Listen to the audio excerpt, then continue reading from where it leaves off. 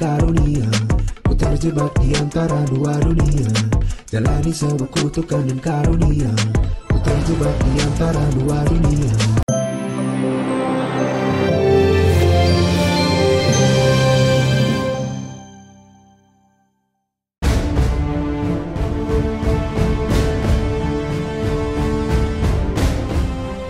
Kabar kurang menyenangkan datang dari Ustadz Yusuf Mansur.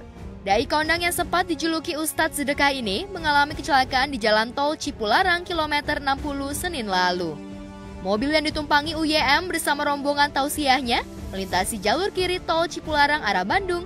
Namun mulai kilometer 45, banyak lubang dalam yang membuat laju mobilnya tersendat akibat goncangan yang cukup dahsyat. Setelah berhasil menghindari beberapa lubang di jalur kiri tol, mobil yang ditumpangi UYM tidak sanggup menghindari lubang dalam di kilometer 60 hingga mobil oleng dan nyaris terguling lantaran mengalami pecah ban. Lantas, adakah cedera serius yang dialami oleh UYM? Ya, alhamdulillah semalam dini hari saya kena lubang 2 kali di kilometer 40 ke atas sebelum 65 arah Bandung Cipularang. Kena lubang yang sekali masih bertahan mobilnya. Nah, pas lubang yang kedua kelihatannya lebih dalam dan bannya robek, pecah 2 dengan izin Allah Subhanahu wa taala. Meski tidak cedera sedikit pun, UYM mengaku sempat syok. Terlebih mobil di belakang yang juga berusaha menghindari lubang nyaris menabrak mobil yang ditumpangi UYM. Beruntung kejadian tersebut terjadi di jalur kiri yang merupakan jalur lambat, bukan jalur kanan tol yang merupakan jalur cepat plus jalur untuk mendahului. UYM merasa bersyukur lantaran di TKP banyak pengemudi dan penumpang yang turun untuk membantu rombongannya. Setelah berembuk dengan tim tausiahnya, UYM yang hendak menghadiri acara di Tasikmalaya akhirnya menumpang mobil travel yang menuju Bandung. Akhirnya kita numpang mobil travel. Ada travel yang menuju Bandung. Kita ke Bandung dulu ikut beliau, ada 7 orang apa berapa gitu di dalam mobil AVV. Kemudian di Bandung nyambung lagi sampai ke ceramah di Tasik.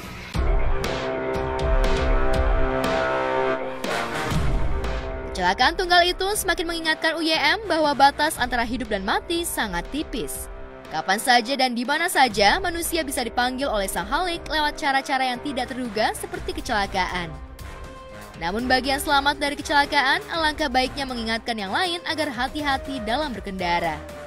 Karena terpanggil untuk menyelamatkan pengguna tol Cipularang yang biasa melintasi jalan berlobang, Ustadz yang lolos dari gugatan perdata kasus tabung tanah dan investasi hotel ini membuat video tentang kecelakaan yang dialaminya. Namun ini pelajaran banget karena kasihan masyarakat yang terkena musibah gara-gara misalkan lubang di jalan tol. Kita nggak tahu kan kemampuan rezeki orang kan. Bisa jadi mobil yang kena musibah itu kan bisa jadi adalah memang buat nyari duit. Misalkan travel atau lost bag, sayur, ayam atau telur atau apalah gitu ya. Atau sekedar mengganti ban, pelek, as yang patah kan juga nggak sederhana secara materi. Belum lagi kalau urusannya memang nyawa. Dan nanti kementerian dan instansi yang terkait akan menghadapi bulan puasa dan mudik lebaran yang kalau ini nggak ditangani dengan baik, ini akan jadi masalah. Tapi saya percaya insya Allah pemerintah dan instansi terkait mampu men-speed up sehingga bisa jauh lebih cepat selesai dan perbaikannya itu bagus, tidak rusak-rusak lagi selama-lamanya. Kita doain karena biar bagaimana masih banyak lebih manfaatnya, masih lebih banyak kebaikannya insya Allah.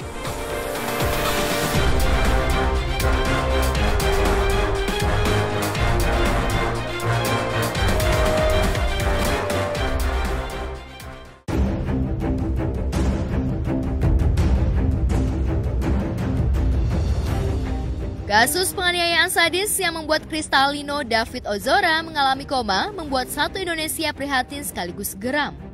Prihatin kepada David yang sempat mengalami koma dan geram pada ulah pelaku utama Mario Dandi Satrio. Aksi brutal Dandi yang merupakan anak mantan pejabat Ditjen Pajak Rafael Alun Trisambodo juga membuat sederet selebriti geram tingkat dewa. Mereka mengungkapkan kekesalannya pada Dandi dan orang tuanya yang dianggap tidak becus mendidik anak. YouTuber Deddy Corbuzier yang dikenal kritis dalam menyikapi isu nasional menyebut penyebab Mario Dandi berperilaku sadis adalah orang tuanya sendiri. Jadi yang salah ini bukan karena lahir lalu punya jabatan lalu anaknya jadi kayak begitu.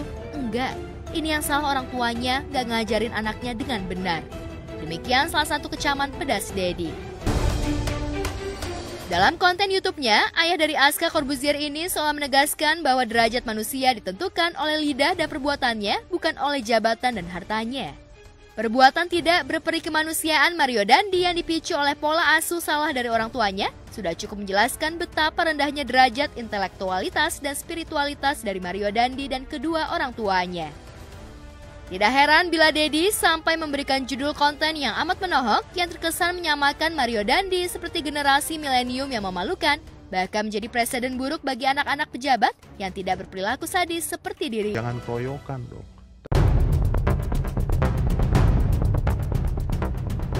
Selain Mario Dandi, Polres Jakarta Selatan juga sudah menahan tersangka 2, Shane Lucas Rotua, yang merekam video dan diduga ikut memprovokatori Mario Dandi agar lebih brutal dalam menganiaya David. Namun dugaan sebagai provokator penganiayaan itu dibantah tegas oleh kuasa hukum Shane Lucas, Hapu SP Sihombing, yang kemarin mengajukan permohonan penangguhan penahanan untuk kliennya. Ini kan kasus yang sudah kami baca itu kan dipersangkakan dengan pasal pembiaran ya. Jadi ini yang kami akan kritisi dan kami akan memberikan pendampingan hukum sampai proses ini berjalan sampai di persidangan, dan juga kami akan melakukan upaya-upaya sebelum sampai ke penuntutan dan sidang itu kami akan mengajukan saksi adicat, tapi namanya sudah ada di kantong kami. Kami akan ajukan itu dan juga kami akan mengajukan juga penangguhan penahanan setelah tim berembuk. Meski bukan pelaku utama, Shane Lucas juga dijerat pasal yang sama dengan Mario Dandi, yaitu pasal 76C Jungto pasal 80 Undang-Undang Republik Indonesia nomor 35 tahun 2004 tentang perlindungan anak, subsidiar pasal 351 KUHP dengan ancaman hukuman maksimal 5 tahun penjara.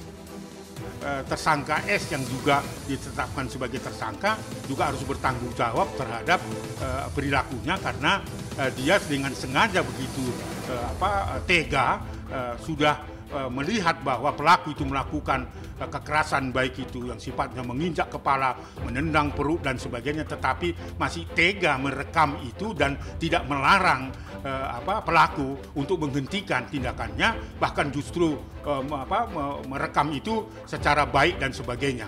Saya kira ini karena dia sudah berusia di atas 18 tahun, si pelaku diperkirakan 20 tahun dan tersangka baru inisial S itu 19. Saya kira dia bisa dikenakan undang-undang kekerasan terhadap anak dengan ancaman 15 tahun bahkan lebih dari itu. Bagi keluarga David, berapapun ancaman hukuman bagi Mario Dandi dan Shane Lucas tidak bisa mengobati rasa sakit hati mereka. Hati orang tua mana yang tidak terluka melihat anaknya yang sudah tidak berdaya diperlakukan sangat kasar di bagian vital hingga nyaris meninggal. Setelah mengalami koma 5 hari, kondisi David yang dirawat di sebuah rumah sakit di Lebak Bulus, Jakarta Selatan sudah melewati fase kritis stage of coma. Menurut tim dokter yang merawat remaja 17 tahun itu, tingkat kesadaran David ada di kisaran 8-9 atau naik sekitar 4-5 tingkat dari kondisi kesadaran David saat pertama kali dibawa ke rumah sakit. Sebagai gambaran, tingkat kesadaran orang sehat adalah 15. Lalu benarkah David sudah bisa bernafas tanpa bantuan ventilator? Kapan David bisa menunjukkan tanda-tanda kesadaran seperti mampu menggerakkan jemari tangan atau membuka matanya? Pertama saya mewakili tim dokter bersama dengan saya Frans Pangalila, ini Dr. Gibran ya. Dari bedah saraf, saya sebagai koordinator ICU. Saya ingin menyampaikan statementnya resmi di medis ya. Ya, memang kesadarannya itu ada perbaikan. Saya mengatakan, saya sebut aja ini sesuatu yang sangat umum ya. Pada saat dia masuk itu GCS-nya Glasgow Coma Scale itu sekitar 4. Orang seperti kayak kita itu kan nilainya 15. Dan sekarang ini sudah mencapai 8-9. Terus itu perkembangan yang sangat signifikan. Dan ini terjadi dalam waktu 4-5 hari. Ya. Tapi ya tetap kita masih harus melakukan tindakan optimal. Tapi yang jelas apa yang kita lakukan selama ini, selama 4-5 hari kita tim ICU sangat solid, kerjasama dengan perawatnya semua, dan inilah hasilnya dalam 4-5 hari. Dan kita berharap ke depannya makin baik. Sejak pertama David di sini itu kami sangat apresiasi sekali ya, karena memang tindakannya cukup cepat, efektif. Tim dokter ini terus terang ini luar biasa, bagi kami itu luar biasa, karena dari hari ke hari itu kondisi David itu memang kami selalu mendapat berita yang positif.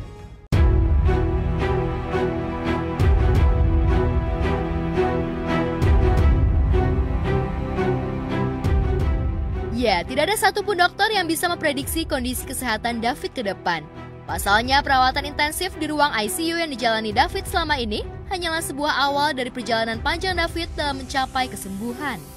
Yang pasti, segenap keluarga berharap masyarakat Indonesia mendoakan kesembuhan David. Saya harus mengatakan kebetulan ini masih dalam perawatan di intensive care ini. Kemungkinan itu masih bisa terjadi juga. Jadi kita masih perlu observasi yang sangat ketat.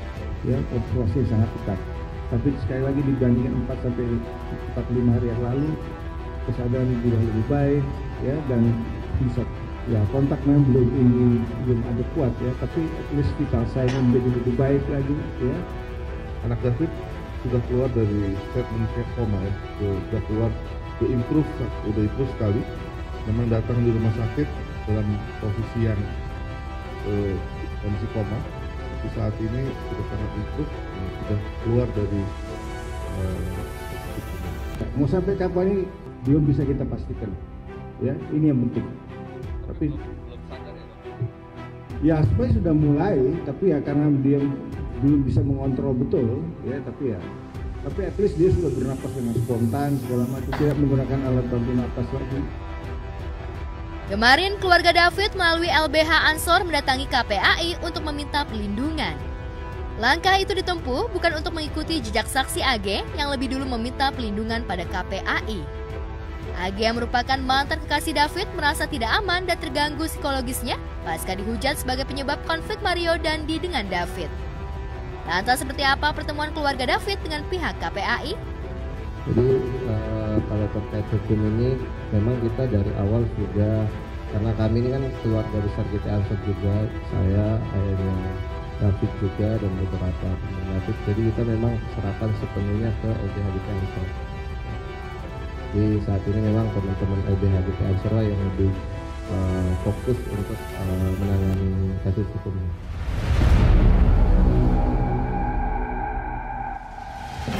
Dalam kasus penganiayaan brutal terhadap David yang terjadi di kawasan Pesanggerahan, Jakarta Selatan pada 20 Februari lalu itu, polisi sudah menegaskan bahwa AG yang baru berumur 15 tahun masih berstatus sebagai saksi dan bukan satu-satunya perempuan yang diduga membisiki Mario Dandi agar menganiaya David. Ada perempuan dewasa yang juga berperan membakar emosi Mario Dandi. Lantas siapa perempuan itu? Ya, kita harapannya bahwa kasus ini harus diproses seadil-adilnya.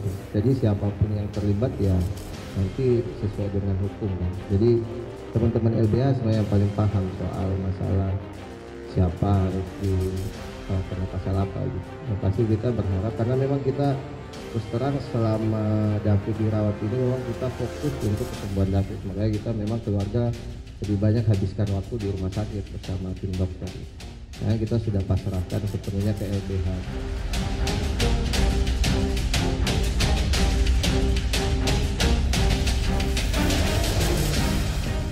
Dalam gelar perkara khusus yang dilakukan Senin lalu, pihak Polres Metro Jakarta Selatan belum mengungkap identitas perempuan itu.